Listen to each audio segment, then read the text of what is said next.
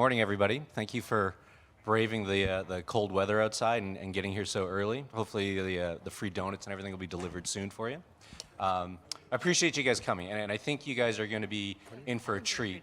Given how our pre-panel conversations have gone, there's going to be a lot of content and good insight into where kind of this nascent industry or technology is going to go, and not so much me, but the three people here are definitely leaders in the industry, and I'm just as interested as you as far as what their thoughts on are, as far as where the technology goes, where's the functionality, where are the use cases, and where's the value going to be in all these different kind of mixed reality experiences. I'll give you a little bit of context for how the panel topic came up. I had, up until recently, I'd led business development for an early stage company called Superworld, which was the intersection of location-based augmented reality that would be layered upon a digital map of NFTs. So if you can kind of conceptualize, it was a digital monopoly game of the entire world where you could place augmented reality objects that would be persistent and that people would discover and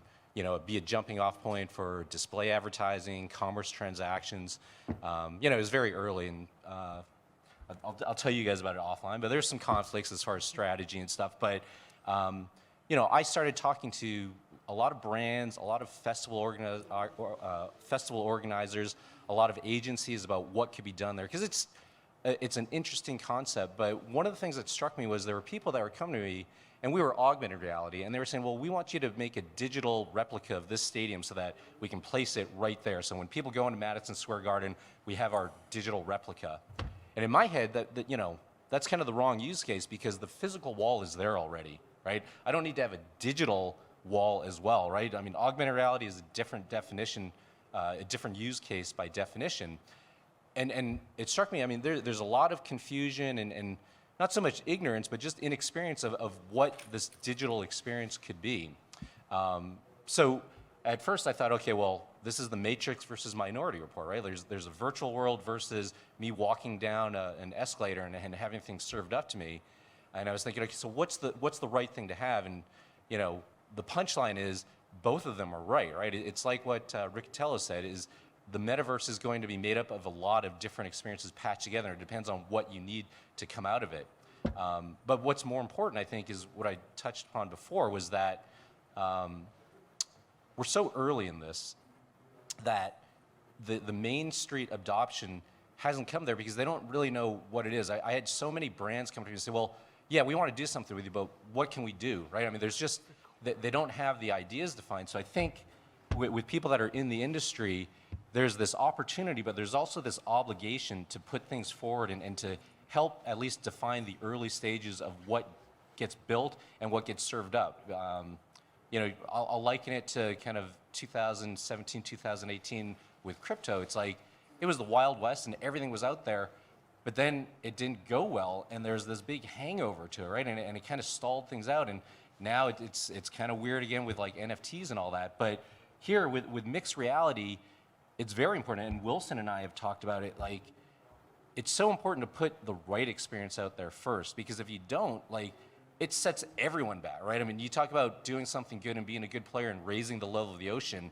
It can be just as bad. If you put out a bad experience, it's going to turn everybody away from this. So with that, I think it's important to hear what people envision is going to happen, what they're trying to get to. And I think that's the critical part, is, again, kind of putting your best foot forward here in the early days so that you get Main Street adoption, and then you can play around and you can like experiment and stuff. And all three of them have use cases that have been built already that show utility and value and aesthetic beauty, but it really is just kind of a jumping off point here, right? So with that, let me introduce Lisa Watts from Magic Leap, who, I think it's important to have someone from that side of the house as well, because the form factor will define what the other guys do as well, right? I mean, obviously, we're not all going to walk around with fish bowls on our head forever, right? It's got to get better than that, and Magic Leap is kind of leading the charge there to like get something that people enjoy having there. Yeah, so thank you very much. We're going to just, I think, what are we playing first here? We're going to play our video. Okay, so this is, do we want to just go through and, yeah, go ahead. Some of you may have seen this in the keynote yesterday, so if we want to go ahead and just play, this is the latest Magic Leap 2, just the sizzle reel.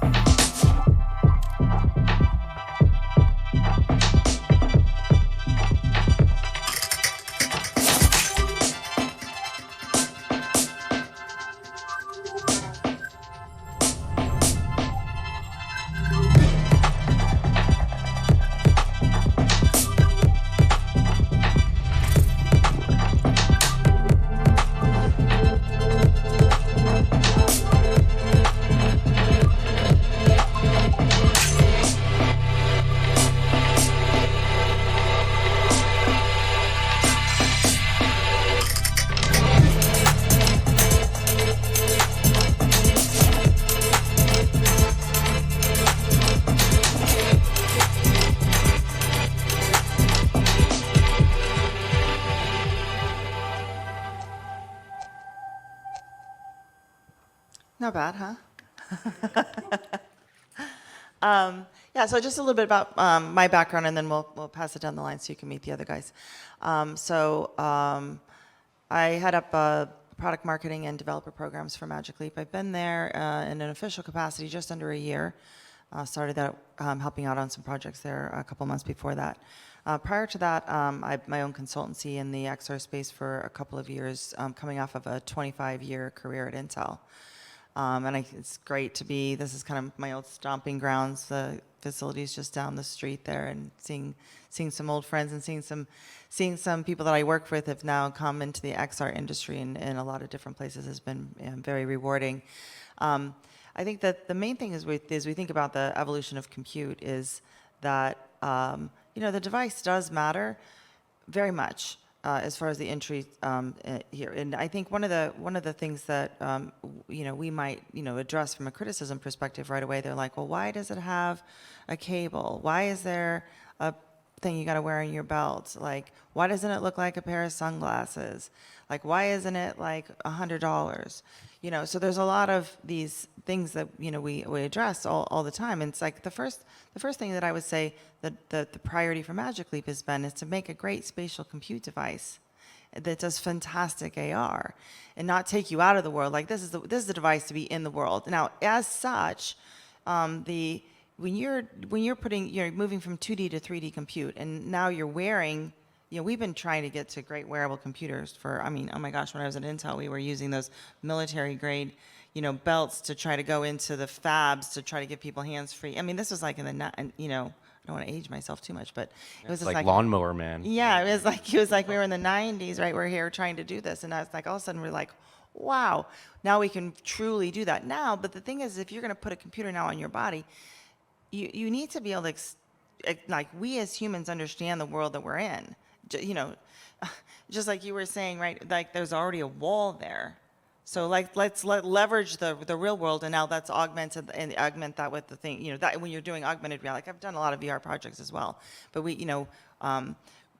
used to say it's like, okay, well, if you're going to do collaboration, or if you're not at the place you need to go, it's kind of like AR when you're there, VR when you're not. Right, so that's just the connected world you're kind of talking about. Yeah, different use cases. Yeah. Right? So in the case of this particular device, and Magic Leap's priority is like if the future of work and the future of productivity and the future of these experiences is going to be human, then these devices need to extend humans' perceptions of the world in a meaningful way, and not just in a one-dimensional, like, oh, I'm just going to display this to you, but also be able to feed information back into the platforms so that the AI, machine learning, all those sorts of things can do reasonable things with those. Now, the problem with that is like, oh, well, what about my privacy, my data, all those sorts of things. So that's why we've taken one more step. I think that's important, and hopefully we'll talk about a little bit more here, is going to a more open platform approach, switching to AOSP to provide much more opportunity for the ecosystem to build on the device, and then completely disconnecting ourselves from the data. So the device owner owns that data. They own everything about what happens, or their negotiation that they make with the platform, with the application developer on what kind of data and information they're going to share. Never comes back to Magic Leap, right? So these are all very important evolutions, I think, in as we look in the metaverse age about how we're going to, create a foundation. Definitely have to be very, very careful. Yeah. Yes. So over to Wilson. Okay. Let me see if does this work? Hey everybody, my name's Wilson Tang. I'm the CEO and the chief designer of a company called Yumebau. Contrary to popular belief, we do not make dim sum. It's not Yumebau. It's Yumebau. It should be, though. It should be, yes. We're all getting pretty hungry. We are both a lab and an agency, as well as our own platform. And we built our own platform because one of the things that we identified was that people don't mind downloading a app, but they don't want to download a different app everywhere they go. So our philosophy is one app to rule them all, but then that little playground, that one app, we work with enterprise, museums, artists, and eventually our own games. That's really the idea. And of course, let me just play a movie. Actually, I'll just say one more thing. My own background, I do come from film. I was an art director at Industrial Light and Magic for many years, and then mobile games with a co-founding a company called Kabam, and then now XR and VR. And in many ways, to Darrell's point, we all saw the anti-vision of AR. We saw those movies that came out 5 years ago where we're surrounded by ads. It's just like overwhelming. So the question was, how do we give utility and value? And that's why I think this first wave of content that we're building, hopefully it'll give value. The money will come after, advertising will come after. That's our philosophy. When I did work on movies, I did peripherally worked on Minority Report, so I can talk a little bit about that later on. And we almost worked on Matrix with our mutual friend John Gata. So I guess out of everybody here, I'm positioned to Well, talk Wilson's about movies. downplaying his background. I mean, he is Lucas Arts, EA, Kabam. Like, as far as somebody who's going to be defining like the design and the aesthetics of where we go, it's probably going to be somewhere over on this side of the table. But I need Lisa's headsets on people's faces. I got That's you. right. That's why we're all up here, got right? Like we're I'm gonna get up the plan to rule the world here. Yes, software and hardware. right. All right, so.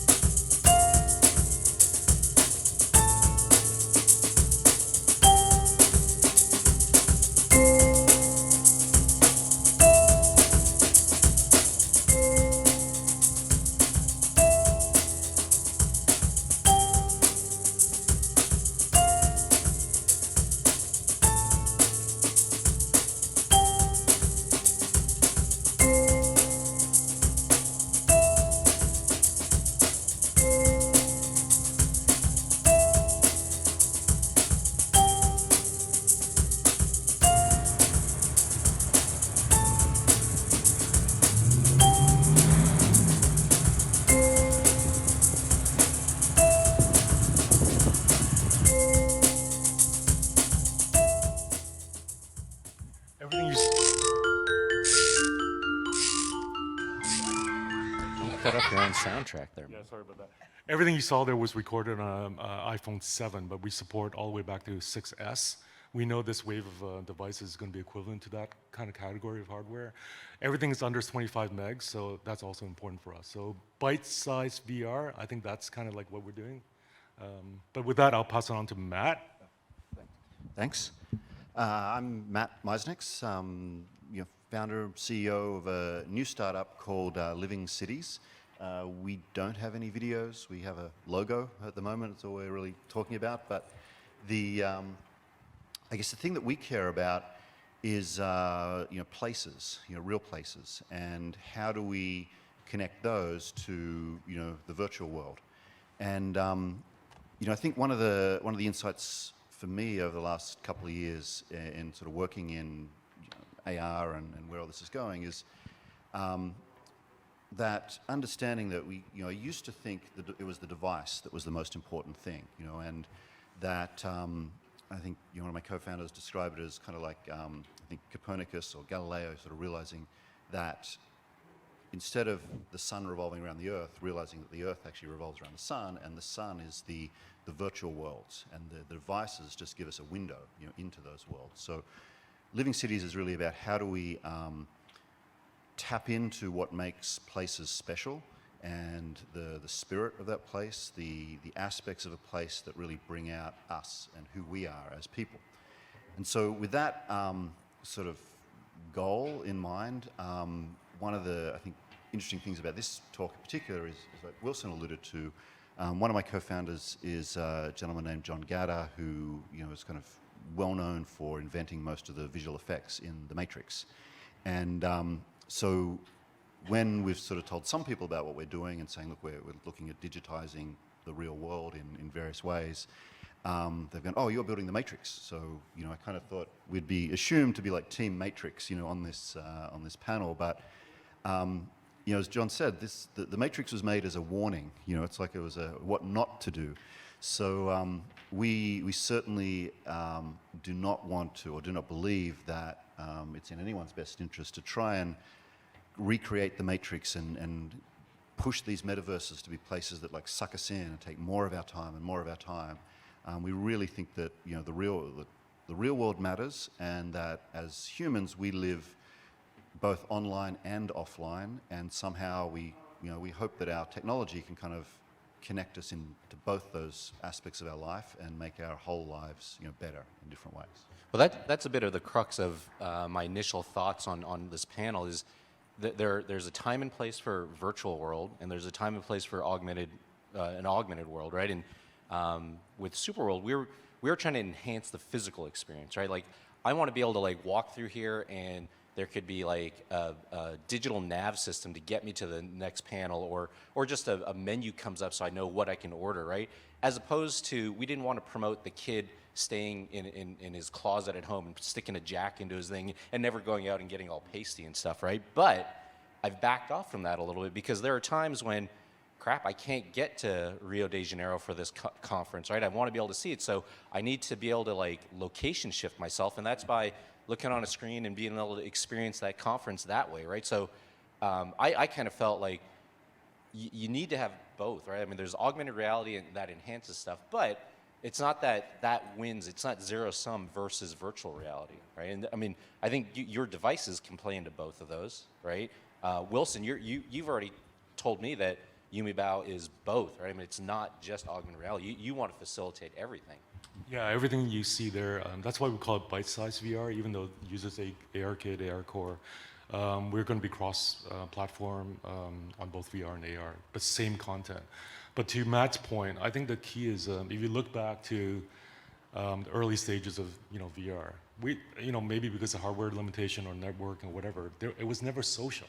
So there was this kind of bad rap that VR was very isolating and really kind of like it wasn't such a good thing. Whereas I think even outside here we were talking, and ultimately I mean that social part and reconnecting to the real world and real people is really absolutely important. So VR or AR without social, I think, is missing a lot.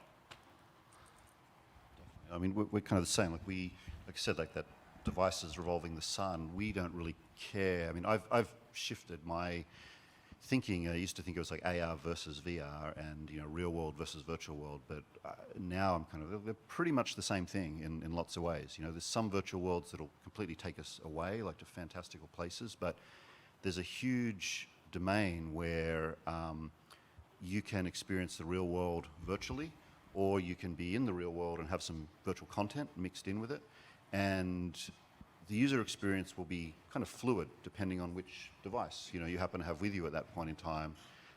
But hopefully the user benefit that you get from it, the connection, the feeling you get from it will be reasonably consistent across all of those different forms of the experience.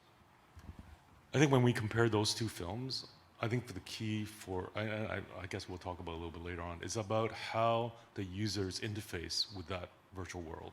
The Matrix, they're physically passive with a plug in the back of the head.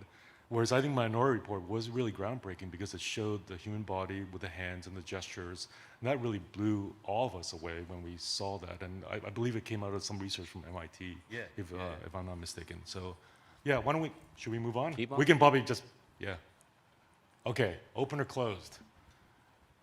proprietary formats versus open source. I think, Lisa, you should say something about this. Well, I guess Since Magic you guys Leap haven't is. made the announcement. Yeah, we did announce our support publicly for OpenXR this week, as well as in the keynote yesterday. We reinforced the need to the Magic Leap is very much committed to that. You've seen other big players, Meta and others, are leaning into the OSP, for example, from an operating system perspective. We all think this is a very good thing. I think Magic Leap potentially is a cautionary tale about why this is so important. Magic Leap 1 was not an open platform, and a wonderful platform. We hear lots of fans, people still buying it and doing amazing projects with it. But it is when you get into this place where you're looking to deploy and you're looking to grow your ecosystems, I think we, as an industry, have, and I think maybe a lot of the big tech companies that I've certainly been a part of have played a part in this, where we try to carve up the cow or the steak too soon, and try to move everybody into a particular ecosystem so we can, because business is not free. So there's this balance on open platforms, between the good of the many outweighing the good of the few, right? If we want to go to another genre, right? If Magic Leap had launched initially as an open source, like that, you would have been able to get as much penetration. Like, I know you want to become democratized and level the playing field and get community going, but would you guys have been able to do that if you didn't have as much control over the first product? I'm not going to really, I wasn't with the company during that time, so, to speculate on that would be somewhat foolish on my part. But I would say that, in the transition to enterprise, with that same platform, because of the connections, the data connections, the ports required to make some of those things work, it became challenging. And you've seen others in the industry, other big players, Apple and others, as they've transitioned into enterprise, needing to make those same sorts of adjustments, right? Where businesses in particular, their IP and their data and what their employees are doing and those sorts of things are very proprietary to them, right? Those are their, those are the things that are assets to them. And we feel the same way also. The people's assets are their own assets. So at the end of the day, there's got to be a blend between, the data and information, because the data as a business is huge business. Yeah, right? for sure. So it's striking that balance, right? Making sure the device has the ability to, the ability to sense the world, and there are some things that will still have to be proprietary because of that. Because there's even back when the product launched, you look at the OpenXR standards and how they've come from 2017, 2018, all the way until now. And I think we said they launched with like 15, API definitions, and now there's like 57 between then and now. So it's it's an evolution in general. So I can't say whether what would have made the difference or not on the first platform, but it was certainly a great foundation for the company to jump off of and leverage from an innovation perspective and a learning point of view. Yep. Just speaking about data, if you think back to the start of the web, nobody knew what the web was, so you didn't really have to just say up front that your data is yours and it's going to be private.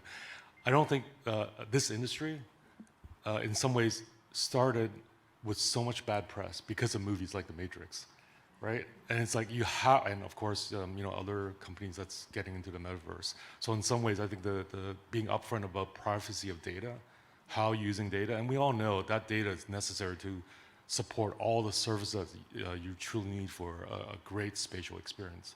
Cloud computing and AI and spatial analysis, all that stuff is absolutely crucial. So anybody, I think, that's wants to do content and platform for this new space, it's almost like you have to be upfront about how that data is used and where it's used, before anything else. Yeah. Matt, what are you guys going to do? So the information that you're going to present so that people get more knowledge about local places, are you going, is it going to be UGC stuff? You're going to create a user community to help populate that, or are you guys kind of stacking the deck? Both? I don't know. I just sort of answer these questions with some just blunt statements. Yeah. I've said, publicly before that I think open standards are for losers. I think that crowdsourcing is the way to go, and I think that DAOs will win out. Wow, that was nice and short. Right. I You think can all go home now. wait. And he drops his mic. That's it. Drop mic. Internal team or crowdsource? I think it's internal teams first, then crowdsource. I think you have to hit quality first, and then you open up wide. And I'd like to use real-world analogies. If you go to Rio de Janeiro, somebody planned and designed the main streets by the beach. It's really beautiful. The favelas came afterwards. Well, and I think we're going to see all of those models, right? It's just like we're going to see all the kinds of devices. We have this whole philosophy. Like I used to argue all the time with everyone's like, well, we have virtual reality now, but then it's going to be augmented reality, and then mixed reality is just going to take over. I'm like, okay, this is not a case of 7, 8, 9. Like we're just all trying to be like we just all want to do the one thing. And so with the Lord of the Rings thing, like there's just one ring to rule them all. We just need to do that, and everything's gonna be great. That's not really the case. We've got to do the work. There's no easy path. Like we want to win the lottery before we want to be guaranteed we're going to win the lottery before we buy the ticket. So it's you gotta do the work. And I think all of these models are gonna be an additive value to the entire ecosystem, but we do have to have at least some way to drive compatibility, whether that's open standards or some other way. I think I should explain a little bit about what I meant, but No. saying we are intending to build an open platform as much as we could, and the reason I said open standards are for losers is that standards emerge generally to get interoperability between participants in a market, and that generally mostly happens after a closed platform has generally taken a leading position in that market, and then everyone else gets together to kind of commoditize what that leader has done. And what we've seen up to now in mobile particularly is that closed walled garden app stores have won over the mobile web. And I think that what's interesting going forward into XR and this new platform is there's a huge incentive and opportunity to kind of do an end run around these walled gardens of the app stores. And I think that the open web really represents a huge opportunity for the web, which was the loser, to kind of beat the closed winners in mobile in the new platform. So so we're betting on that. And then for the crowdsourced, definitely agree with Wilson that you need to set a quality standard, but when you're talking about planet scale experiences, it's a term Niantic uses, which I really like. No one company can kind of fill the world with content. We need to, like in real life, we need to entertain each other, inform each other. And so if we're not, if the platforms, the tools, the devices, aren't really enabling us to do what we want to do with each other, if we always have to go back to, the ruling platform to sort of it tells us what to do, then, those platforms will really never get to true scale. And alongside of that, like DAOs, I think, are really interesting to us because so much of AR content and real-world experiences are going to happen in public places. In private places, it's clear, it's my factory, it's my data, no one touches it. But when you get into public places, you're going to need some public, organization structure to, mediate and decide and control, what happens there. And DAOs, at least the idea of DAOs, I think is a really, potentially great form to sort of handle those sort of decisions and algorithms as to what goes on in public places with virtual content. Can we go to the next one? Devices. Okay, we're kind of like we're primarily smartphone AR, and but bridging to VR, heads-mounted displays. Do we want to talk a little bit? I think that's naturally your domain, devices. How much better can Magic Leap get? Like, can I become like Cyclops and X-Men and just have a pair of like Oakleys on, and that gives me my heads-up display and my interactivity and stuff? I mean, this is very much rooted in the evolution of the transistor, Yeah, yeah. right? So it's, I mean, you see stuff coming out of, who was it, MIT? Who was it did the little tiny camera that's like about that big? That's, you know which one I'm talking I about? tried the Mojo Vision contact lens, and they've got a camera in the contact lens. Yeah, so this, you know, as the technologies, It's probably DARPA. probably DARPA. Wait, are they here? Oh, okay. They're everywhere. So I mean, you know, spending half of my life at Intel, and in the the maniacal focus on Moore's law. Everyone thinks Moore's law was a scientific theory, but it wasn't. It was an economical theory, which was saying that as transistors would get smaller and smaller, and the power, it would take less and less power from a electronics perspective, but also those moving data faster and faster, computing faster and faster makes those CPUs go faster and faster. So this transition between those two things. But you've seen the struggles that even the big guys have had, even getting down to 4 nanometer on the silicon. I mean, silicon now is like it's like the transistors and connections are like an atom thick. Like you can't even see them. So it's, I mean, that's, getting, now in the Magic Leap's case, like, right, so everyone's like, we do get that question. It's like, well, it's got a great display. Can I just put in a pair of sunglasses? Well, I guess, but what are you sacrificing right now because you don't have the other technology? So we've got, over 18 cameras and sensors, multiple IMUs, altimeters, light sensors, all of these sorts of things. Why do these matter? This goes back to my point earlier, relative to you're a human. Your human has senses. If I'm going to put something on, I should be able to extend those senses in some meaningful way. If you just want a display that's going to be a fancy display that's going to be able to do some holographic stuff, well, there's lots of options for that, and you should buy that, right? But if you're looking for something that is, truly, contributing to the digital world, bidirectionally, understanding that world, making, really displaying information for you that is meaningful in that space, then you're gonna be on the other end of the spectrum. So I think the answer is yes to both. There's not, again, it's not one or the other. It's like all of these things are going to be, like I'm going to be, it's like almost like a TV scenario. It's like I may start watching, something on my phone, and then I want to go in the house, I'm going to put my phone down, I want to dock large onto my television screen. So it's going to be similar, there's the right thing for the right time for what the humans will want to do. We do have the tendency to think, though, from a consumer mindset, they have dollars in their pocket, and I want to move those dollars from one thing to another, because I just don't think, maybe they're not going to have the money to buy something else. So when they upgrade, can they just ditch that thing and buy the other thing? I mean, that is a valid argument to some extent, but I would still say that there's plenty of headroom for a whole variety of different kinds of ways to interact with this stuff, which goes to, kind of Matt's point earlier, that we was talking about is we're starting to build out a lot of the more digital content. We need to be able to interact as humans. Like I see people going back to foldable, flip phones, like you all think, oh, that's dead.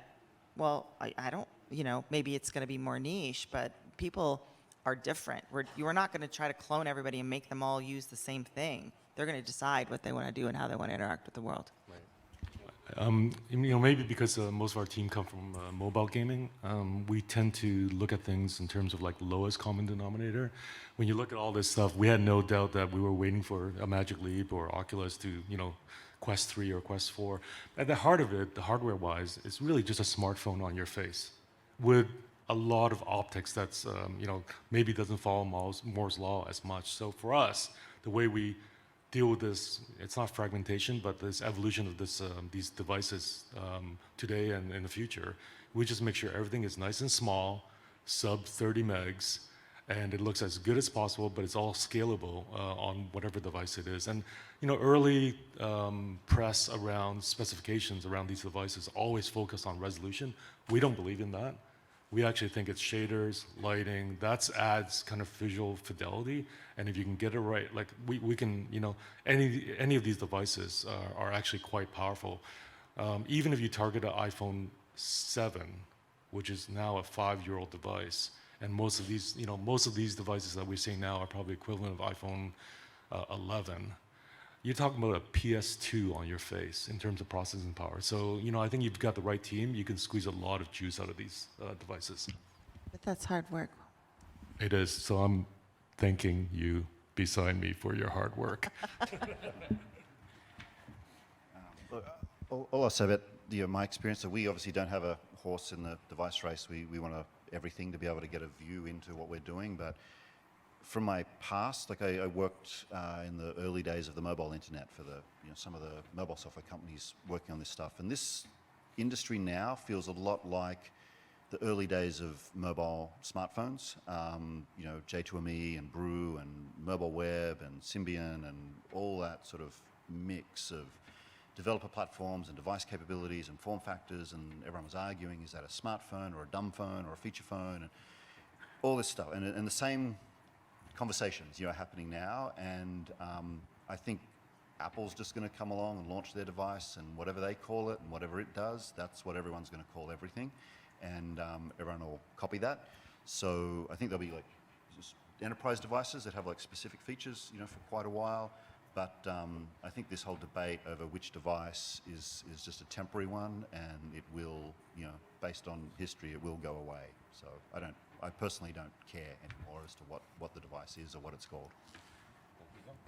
Well, I think we can keep going through these slides, but if anybody has a question, please step up to the mic. We've got about 10 minutes to go, but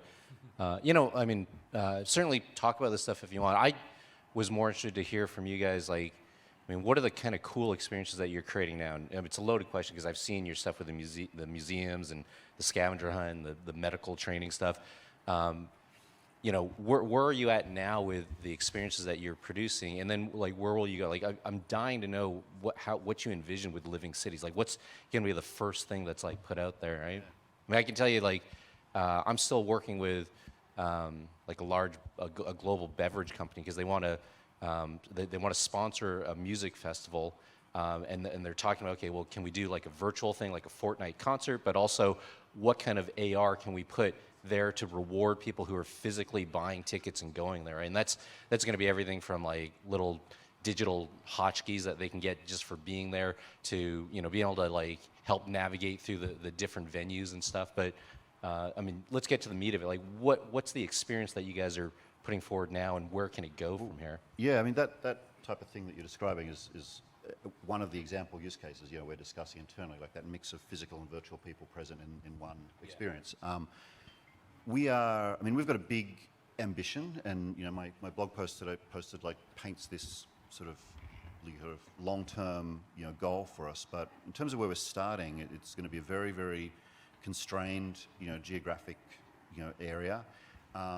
And what we hope to achieve is, it's two things in terms of the user experience. One is a, level of visual fidelity that takes advantage of all of the latest technology that's just kind of come to market in the last year or so. And as a, sample, I guess, John on our team was one of the executive creative producers on the demo that Epic released at the end of last year for The Matrix, called The Matrix Awakens. If anyone's seen that definitely set a new standard in terms of, photorealism in an interactive 3D environment. And so that's kind of what we consider yesterday's, benchmark. And where, we're thinking, how do you do better than that? We are also, I guess, even more excited about when you get a real place and you connect, when you get a copy of a real place and you connect it to the actual real place, there's a lot of, I think Lisa used the word bidirectional. We're trying to, instead of person to experience, we're trying to think, what are the bidirectional data between the real place and the virtual place? And, that covers everything from real-time, weather and lighting, but also into how do you get, the live, traffic, foot traffic, vehicle traffic, any sort of data source that you can extract from that real place in real time. How do you use that to kind of change the way that place feels? And we don't want to do like most metaverses, maybe all metaverses today, are kind of these sterile, empty, boxes or lands. They don't really have that, feeling to them that real places have. And so we're that's if we're successful, that's what the user experience will be. For us, unlike I think Niantic and Matt, Living Cities, I think we choose to focus on room scale. So for us, we don't we'll let other people solve putting content everywhere in the world. If we solve the problem making it fun and engaging in a 10 square foot radius, which is most people live in boxes, I think we've cracked it. So whether it's a museum or our own games in the future using our platform, we call it active gaming. So it's something that gets the user walking around, looking, poking, standing up, crouching to interact with that virtual game. I think that's our vision for what we're going to build in the future. And I guess just from an interactive, just a bridge to kind of what's on the side right there, the idea to be able to support multiple input modalities, it was like, well, why is Magic Leap come with a controller? Don't you support hand gestures and hand track? Yeah, of course we do. I mean, but maybe you can do two hands. You can use a controller and your hand. Maybe you want to also put your head into the mix of things. Like, we interact, or maybe you want to talk to it. Like, so all of these things I think are important to continue to, provide different modalities for interacting with content and the world itself. And again, as a human, we already understand the tactileness of, hey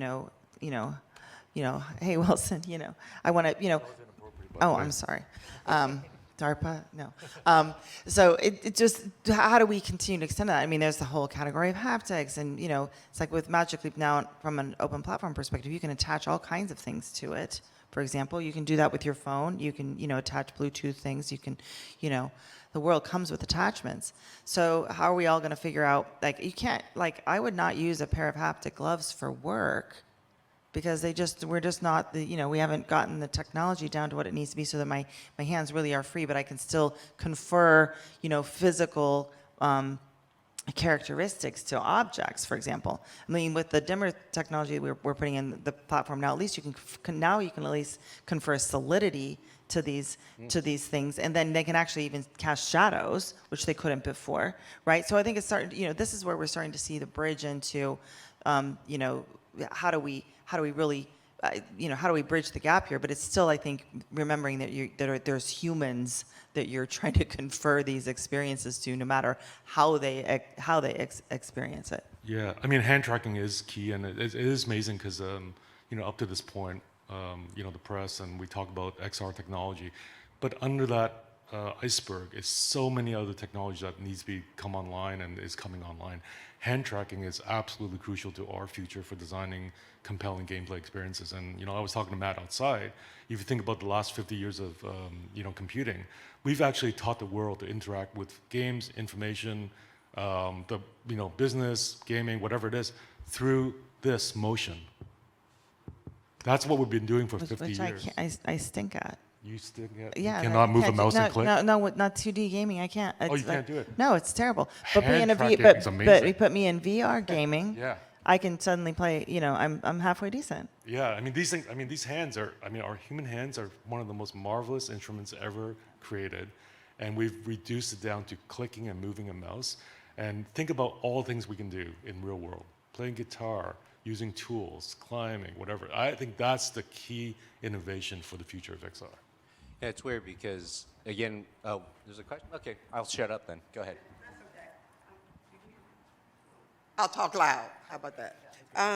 One of the statements you have on here is evaluate VR versus AR, and I may have missed it, but did you say anything about that, your evaluation on the two? One versus the other. I think we all agree that it's going to be the same thing. It's all going to converge on the same devices, and it's a blend between the two. I think that's most of us will be living a blend between AR and VR, depending on the situation. And I guess my reason for asking is because, to me, VR is it becoming more on the downside versus AR, or Damning? so for me I assume that VR is like it's been out a while, and now AR is taking off. So to me, my question is, should I be more focused on AR versus VR?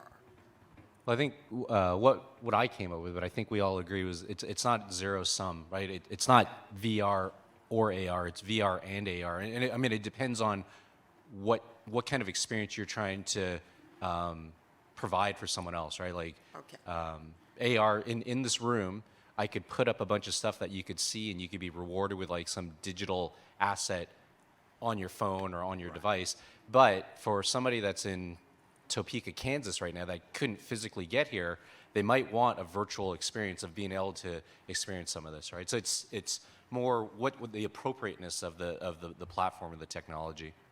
Thank you.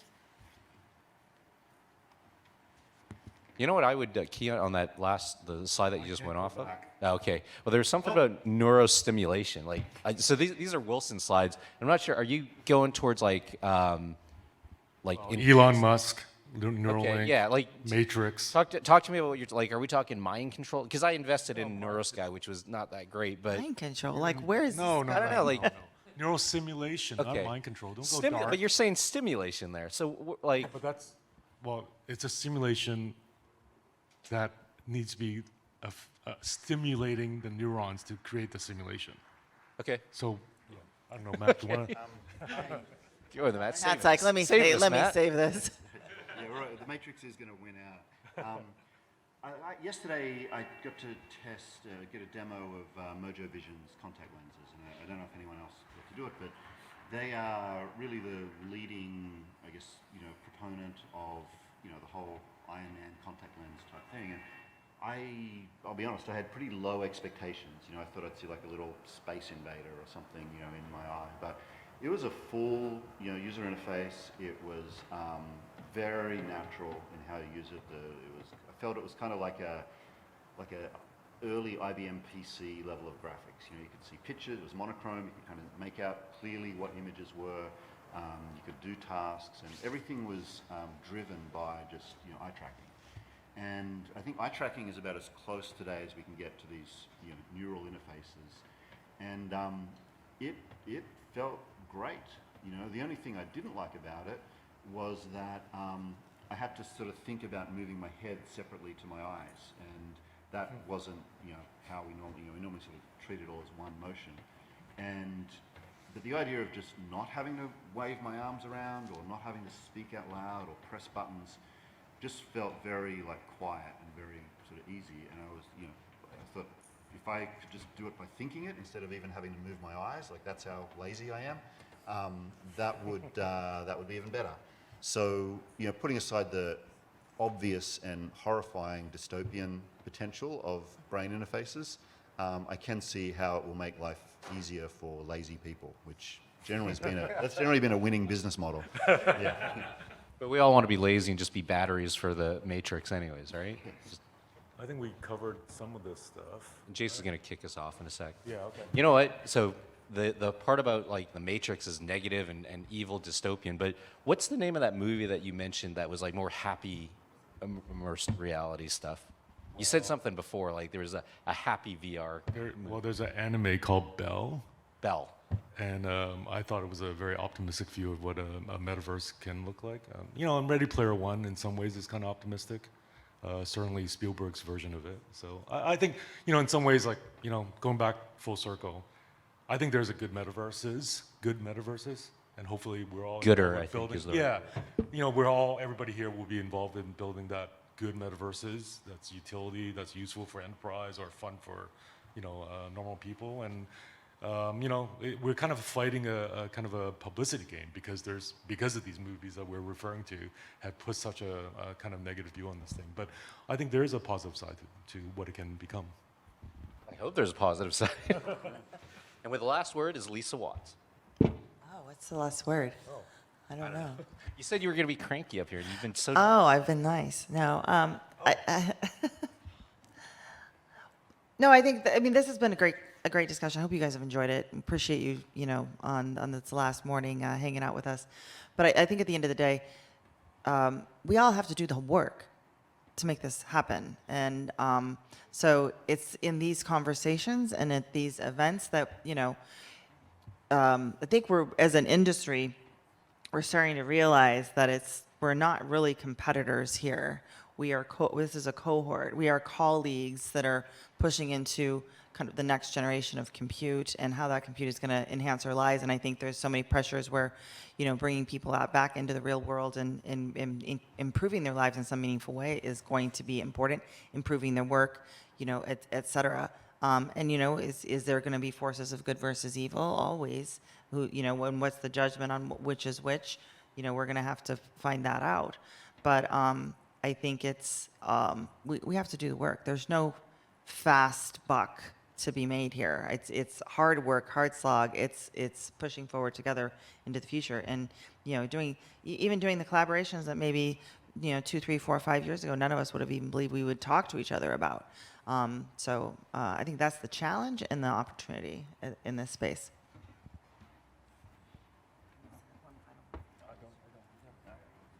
Matt, you want to close? Or Jason, come over here and kick us off. I think we're done. Yes, thank you. Thank you, everybody.